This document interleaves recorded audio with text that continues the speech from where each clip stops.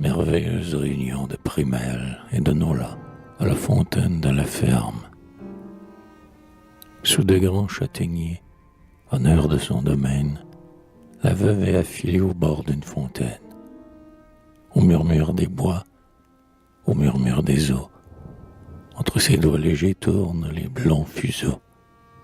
L'herbe jette alentour ses marguerites blanches, et les oiseaux chanteurs sautillent sur les branches. Mais que lui font les fleurs, les concerts du pourpris? Primel, son doux Primel a quitté le pays.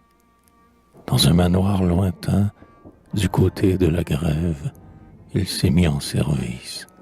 Et là, sans peine ni trêve, comme un cerf à la glèbe, ouvrier diligent, de ses habits de noces, il amasse l'argent. Car s'il reçoit les biens de la femme qu'il aime, ses habits du grand jour, il les paiera lui-même. Et Nola, pour briser cette noble fierté, par de si longs retards, sans son cœur attristé. Faible, elle gourmandait cependant sa faiblesse, quand, son fusil au bras, son livrier en laisse, le jeune seigneur passe. Oh vous, belle Nola, comme si le hasard seul l'avait conduit là. Mais elle, son fuseau tournant toujours dans l'herbe. Ne connaissez-vous pas, sire, un ancien proverbe? Il comprit, et, lançant l'agile lévrier, le galant ce jour-là ne courait qu'un gibier. Puis arriva Flamique, battant chaque feuillage. Cherchant des nids, il vint ainsi jusqu'au village. Eh bien, cherchez plus loin, mon bel ami, cherchez. Ici, depuis longtemps, les nids sont dénichés. Sans un geste, un regard, sans quitter son ouvrage, elle savait jeter le mot qui décourage. Mais le soleil baissait et, sous l'astre penchant, la fontaine, miroir qu'enflamme le couchant, brillait. Le sein du lieu, majestueux et riche, le sein resplendissait tout doré dans sa niche.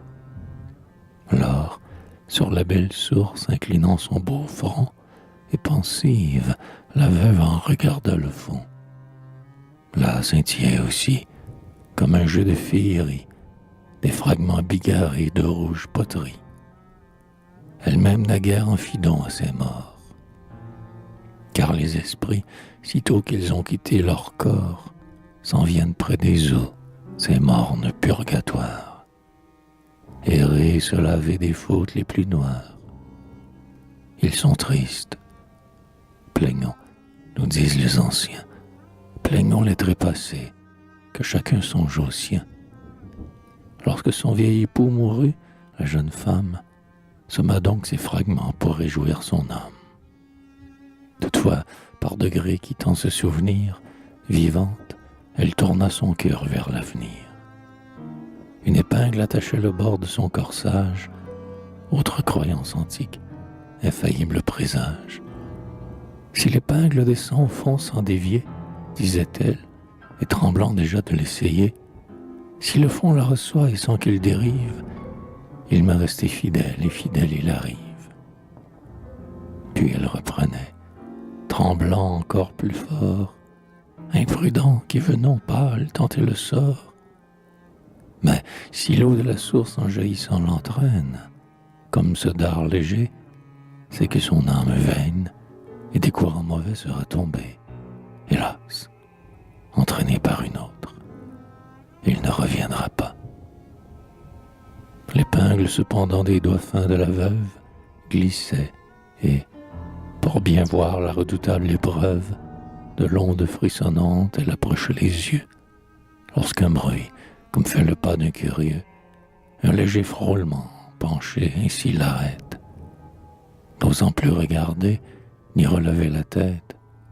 Oh, si le clerc rusé, si le hardi seigneur l'ont surprise livrant le mot de son honneur, s'ils ont à la fontaine entendu ces paroles, demain joie de tous, aux folles entre les folles.